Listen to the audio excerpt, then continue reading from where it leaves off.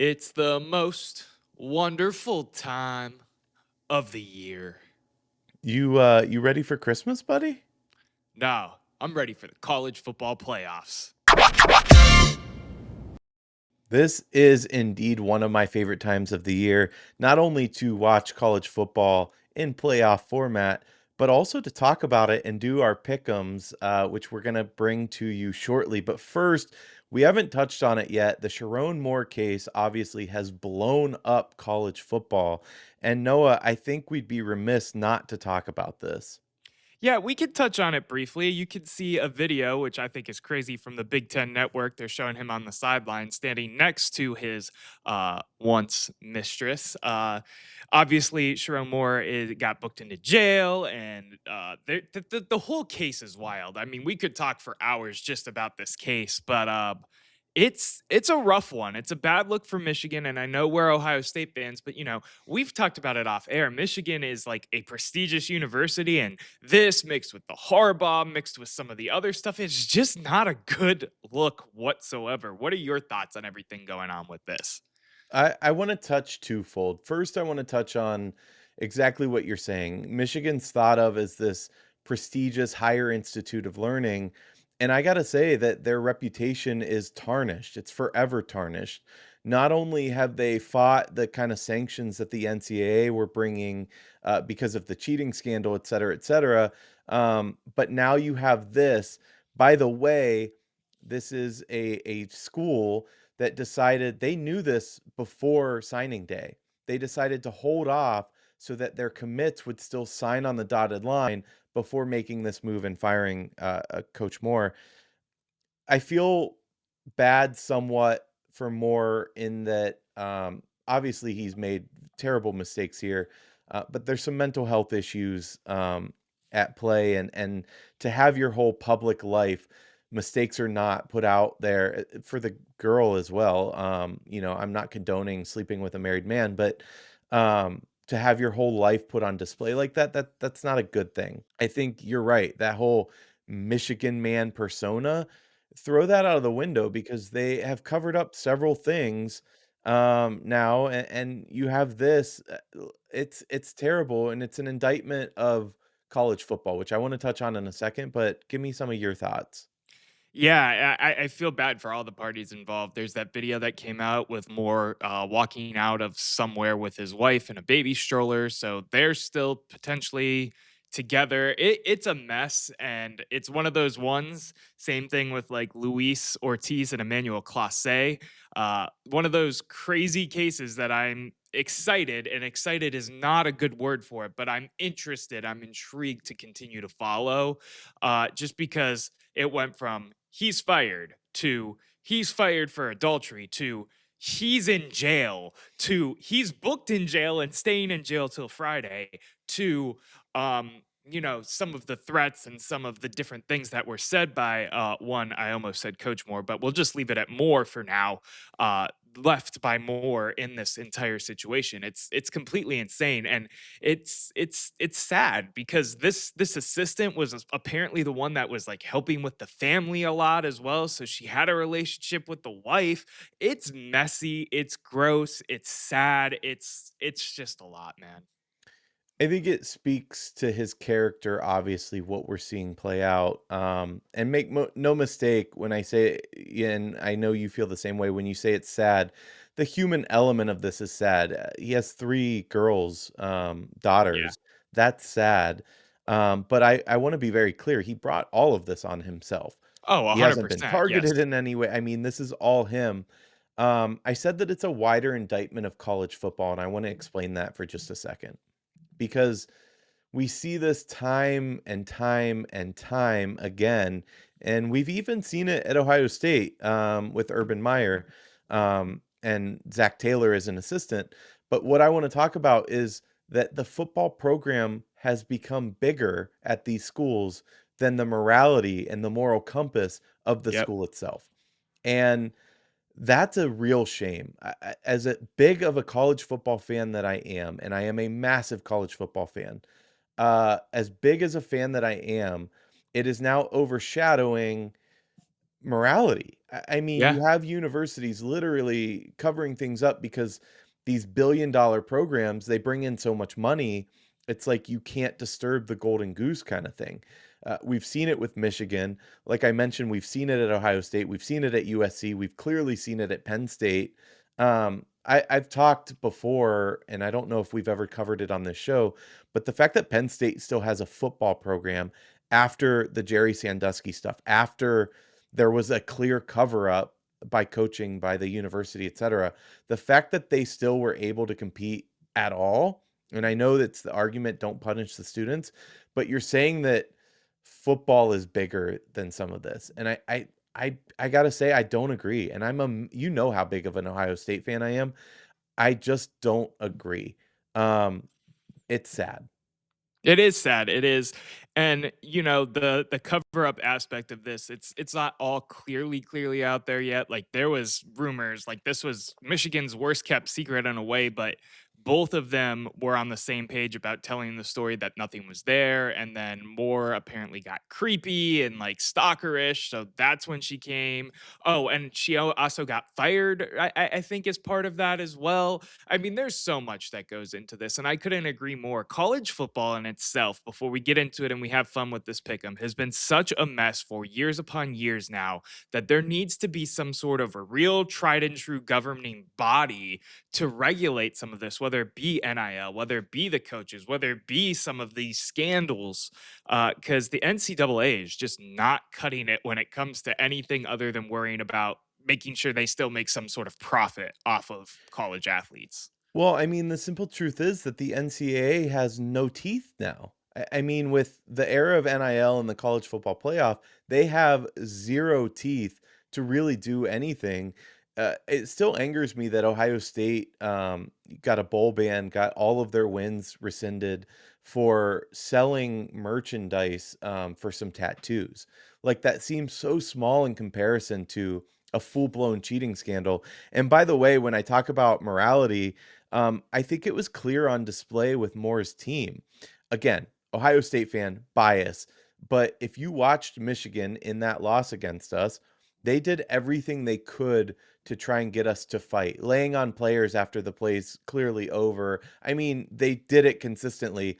That was a plan, and I think it shows the lack of moral fiber there by the head coach. And it started with Jim Harbaugh. I don't. He can't escape any of this under Jim Harbaugh. I think it was 11 different coaching staff members Yeah. were fired or imprisoned. I think 7 of them have had charges brought up upon them. It all started with Harbaugh. He was a win at any cost, literally any cost kind of guy. He fled. He escaped all of that and hasn't had to deal with the repercussions. Um, Michigan needs to take a serious look at itself. I know they're going to kind of look in the mirror. They've Self-reflect, appointed yeah. a overview committee from the university to look at the athletic department. They need to do that seriously because the reputation is tarnished forever, and it's tarnishing the reputation of the wider institution. And listen, I want Michigan football to be decent. I want the rivalry to be good. I want to win it every year, but I do want that rivalry to be there. 1 versus 2 back in the day was so amazing. But they have to do it with morality, and they need to find themselves again. Yeah, I'm with you 100%, E. I couldn't have put it any better myself, but we've left the people waiting for these damn picks for way too long. So you ready to get into it? I am another school that has cheated over the years. Alabama, OU.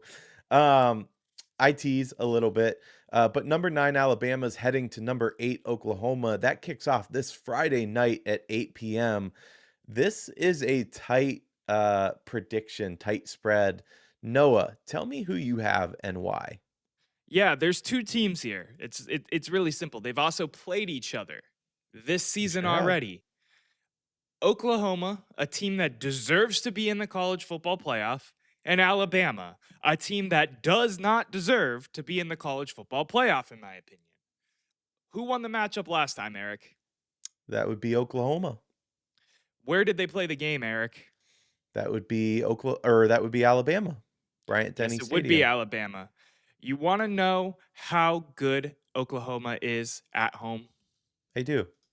They're undefeated, winning by an average of 14 plus points. So, what do you think I think is going to happen here? I think the Boomer Sooners are going to take care of business yet again and get the frauds out of the playoffs. What do you think? I will say, first and foremost, I agree with you that Alabama should absolutely not be in this playoff. They're a three-loss team. I still don't understand conference championships or the point of them because apparently they don't matter. You can't be hurt, but they shouldn't be in this, period. That said, I have the Crimson Tide winning this football game.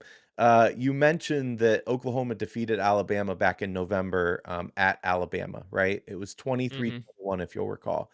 The thing is, the Crimson Tide had 3 turnovers in that game that directly led to 17 points, including an 87-yard interception return for a touchdown by Eli Bowen. They also had a 36-yard field goal partially blocked to end the first half, and yet the final score was 23-21.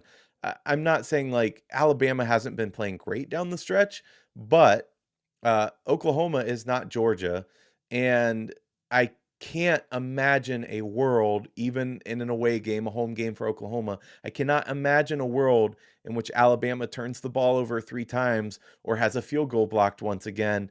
The fact that they lost by 2 points, I think that's every indication and should be every indication that if Alabama plays more controlled football, which I expect out of them, they're going to be just fine here.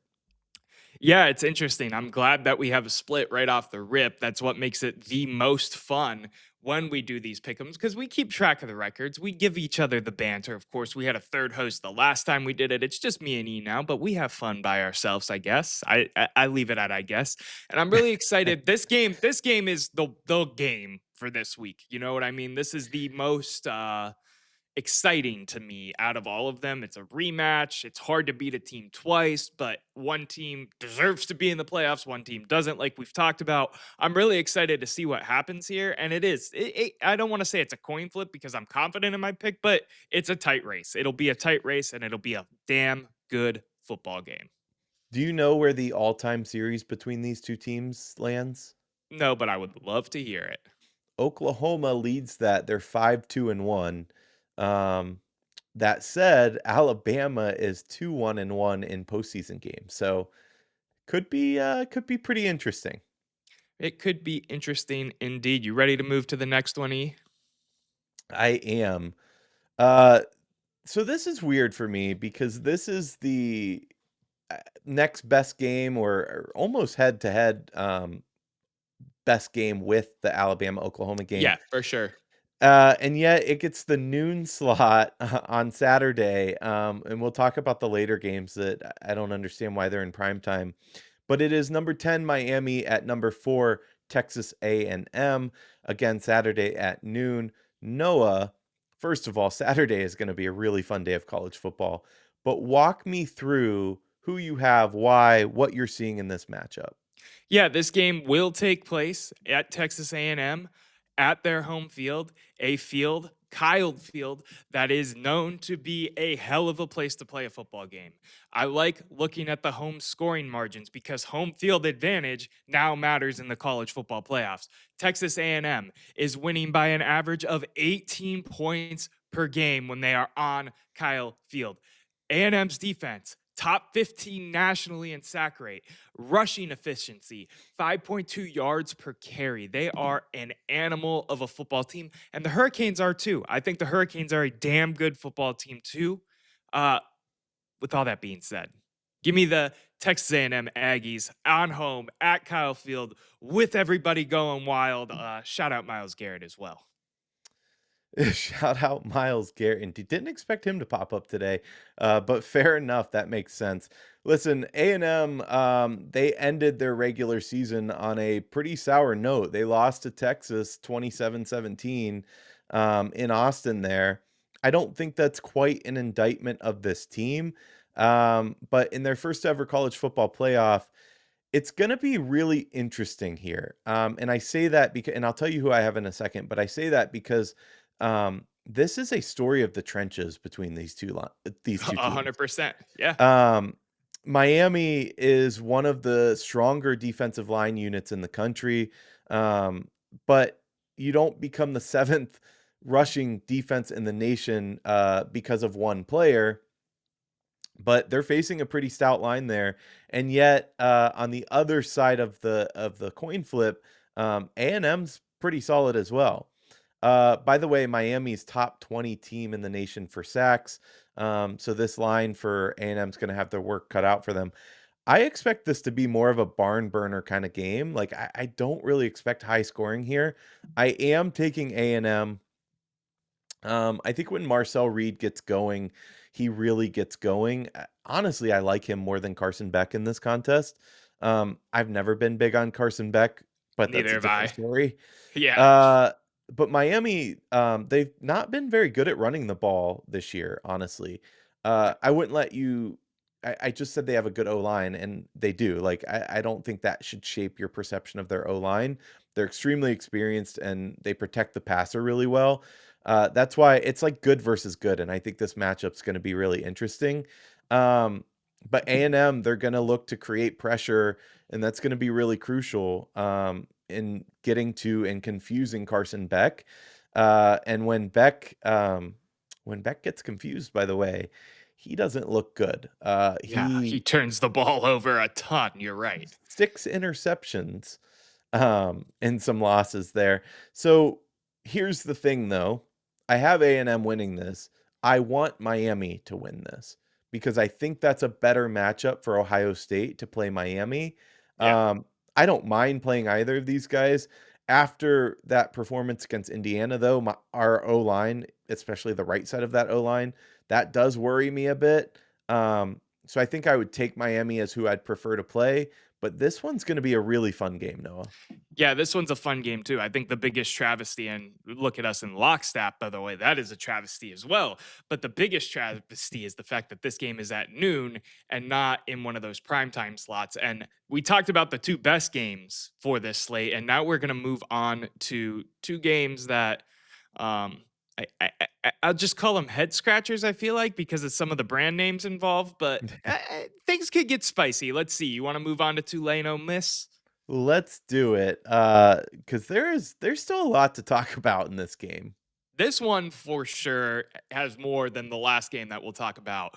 Obviously, the big storyline, if you have been living under a rock, is when Lane Kiffin leaving Old Miss telling him to pack his bags. Now you will not be coaching during this playoff run, which totally get because of how they being him, they being Lane Kiffin, drug the whole thing out and then made it a whole thing. I get it 100%. I'm not coming at Ole Miss for that. That being said, it does put them in a weird position for this game. It does put them in a weird position against a team that I think they should win soundly against, and it could cause some drama, some conflict, some upset to be had. That being said, Ole Miss to me is the better team. They're from the better conference. They have everything going for them. Still, they are one of the top teams in college football, ranked at number 6. So you got to give me Ole Miss. But Erik, what do you think? Well, Noah, do you know, how many times Ole Miss has beat Tulane, in a row? I don't. Their last 14 meetings, Ole Miss has won, Interesting. including this year, 45-10, which was obviously quite a beatdown. That said, yeah, there's a lot of storyline here in the Lane Kiffin departure. Um, I think Tulane has a lot less to lose, in this matchup. Ole Miss has an identity crisis, frankly. Um, and I think most people would probably say that you would be foolish, um, not to take Ole Miss, right? Yeah, All right. So that being said, give me that green wave, baby. that's crazy to me. This is where you're going to lose the competition of who had the most correct picks. And I know I went chalk this week, but you are going to lose this one because you picked Tulane. It's very possible. I want to be really clear here. I'm not crazy. I'm picking an upset here. And I think a lot has to go Tulane's way to make this happen. Everything you said, no, is absolutely right. Ole Miss has more talent. That 45-10 wasn't a mistake earlier this season. Right. Tulane didn't look good. I mean, they didn't score a touchdown until the backups were in, and I think they had like 282 yards of total offense, something like that, and allowed like 548 to Ole Miss. Not good, right? No, not That good. said, I don't know. Here's the thing. Here's what I'm banking on if Tulane's going to pull this off. They need to disrupt and create turnovers early to make Ole Miss question themselves. I don't know what coaching's going to look like. I imagine it's a bit of a steady hand, but Ole Miss could come out a little too emotional, and that could play right into Tulane's hands. I think more likely Ole Miss is going to win this game, but they're playing with house money here, so I wanted to take the upset. Yeah, football is a game of momentum, and if Tulane can get the momentum against a team that is, they're not ever going to say that or think that they're shaky because of the departure of Lane Kiffin, but they are. That's just the nature of humanity and whatnot. Maybe it could happen. I think you're crazy. You said don't call me crazy. I'm still calling you crazy because But you're here's crazy the for this thing. pick. Oh God, This is a different Tulane team than we saw against Ole Miss earlier this season. They've been more consistent. That game got away from them in a big way. Their offense was okay, frankly. I know they didn't score a lot of points, but they looked good on third down. Ole Miss, though, was converting 64% of their third down tries. Um, I don't know that that's going to continue. I don't know that the defense is going to have as bad of a time this time around for Tulane. It was weird. It was a weird game, but both these teams are different now. yeah. Hey, I still think you're crazy. I'm gonna just leave it at that. You could bring me all of the stats in the world, and I will still think you're crazy for this pick. Are you gonna pick JMU in the next one too, or are we going all the way off the deep end, or what are we thinking here, man? Listen, I think Tulane's as good as anybody getting into the backfield. So we'll see.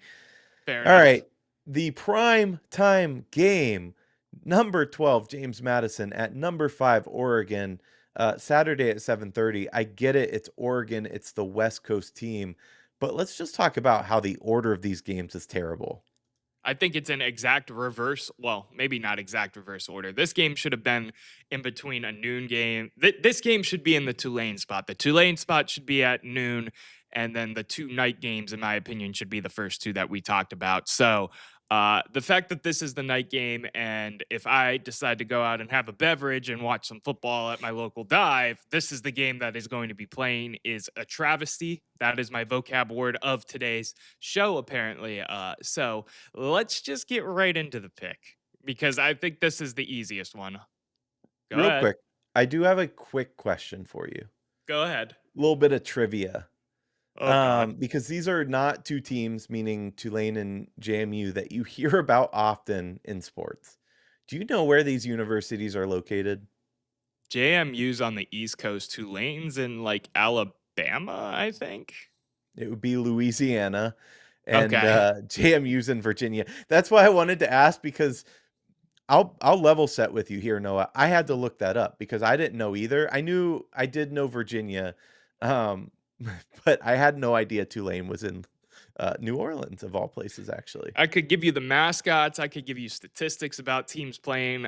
You ask me the states of these teams that aren't Oregon or Notre Dame. Obviously, I know Indiana because it's one of the big name brands. But JMU, I knew it was East Coast. I would have maybe guessed like New England area. I guess I don't know.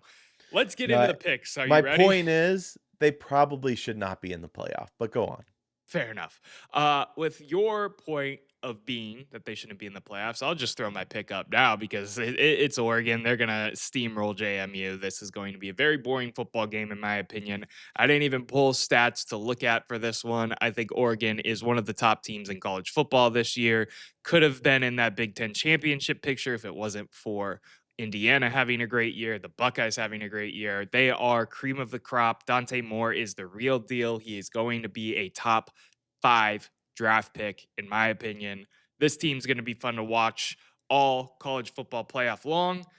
Just don't run into my Buckeyes because it's going to be over for you like last year. What do you think, E? Yeah, Dante Moore is playing great. He has 24 touchdowns to just 6 interceptions. The Ducks have one of the better receiving cores in the country behind Ohio State, of course. It's been banged up all season, though. So obviously they're looking to be healthier. That lone loss that they had, they were 11-1 on the year, Oregon. That lone loss was to Indiana. And we know how good they are. So I think this Oregon team is actually they're undervalued a little bit in this playoff. I think they should be higher than 5, frankly, because this is a very good football team in my opinion. That said, Noah, you know what I love more than a good football team winning? Here we go. I love an upset. I love the smell of an upset in the air. And So you got mad throw it at up me. there, Noah. Throw it up because I'm taking Oregon. JMU has no chance. Are you kidding me? No chance. And They're going to get I boat raced. even though I knew your pick, I was gonna go into the bid and be like, and you thought I was rude for calling you crazy on your last pick, and now you're about to go to JMU. I was gonna let it roll for a second. We were gonna bicker and all of that, and then you were gonna throw up the Oregon, but you ruined it. It's fine. Let me Obviously, you just were say picking this. Oregon. Go ahead. Yeah, obvious. JMU offense, though, they're averaging 450 yards a game, 245 of which are on the ground. I mean, they haven't really faced a defense, but that ground attack ranks as 5th in the country. So don't sleep on them no, I mean, you could sleep on them. If Oregon loses this game, Dan Lanning should lose his job, period. Yeah. Yeah, that would be a rough one for them. I was pulling up their schedule real quick to see if I knew any of the teams that they've played, if any of them even had like a ranking on it. One And Power 4 opponent, and they lost. It was Louisville. yeah, 28 to 14. I see that. Yeah. So anyway, enough of that. Oregon's going to win by a lot. Enjoy your beverages if you're watching this game at a dive like I probably will. And that's going to take care of that one because there isn't what analytics do you need to pull for this one, man? It's 2 more easy. things. 2 Oh more god. things. I just wanna point out that, I said that people are sleeping on Oregon. We talk about Ohio State's defense, and we've talked about them all year. You know the Ducks are allowing fewer than 15 points a game?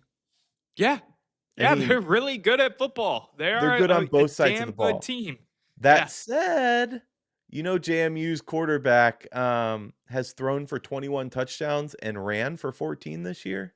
Doesn't matter. They haven't played a Power No, 4 I know. team, Eric. It Hey, I doesn't gotta give matter. stats for both teams, Noah. I mean, You can pull out the best. They could be the highest scoring offense in the country, and it wouldn't matter to me. It would be Oregon by a mile. I agree. This would be one of the biggest upsets of all time, but I do not see it happening. Noah, as we look forward to the rest of the college football playoff, obviously we talked about it a little that Ohio State wins or plays the winner of A&M and Miami. How are you feeling as we wrapped up Big Ten championship?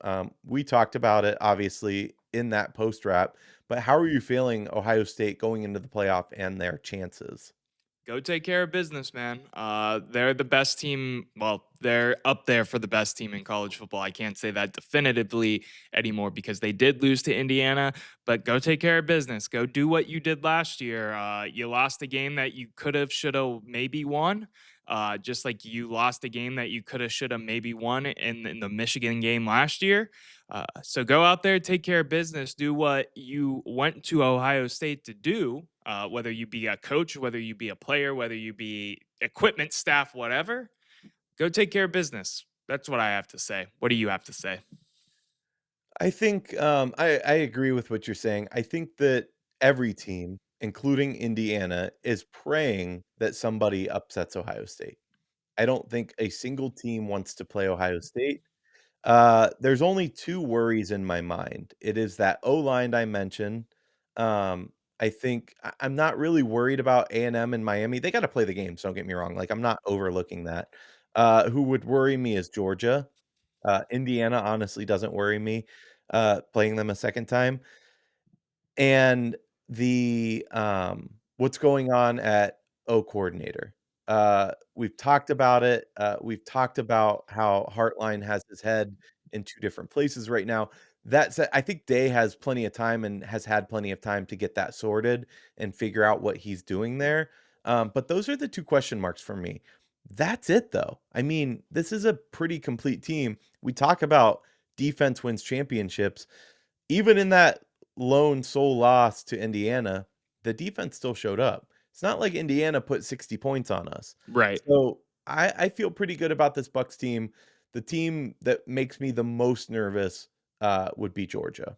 Yeah, and you can't exclude Texas Tech, one of the bye teams as well, just because of the fact that their defense is lethal. Yes, they don't play in the Big Ten or the SEC, but their defense has been awesome this year. They got a bye for a reason.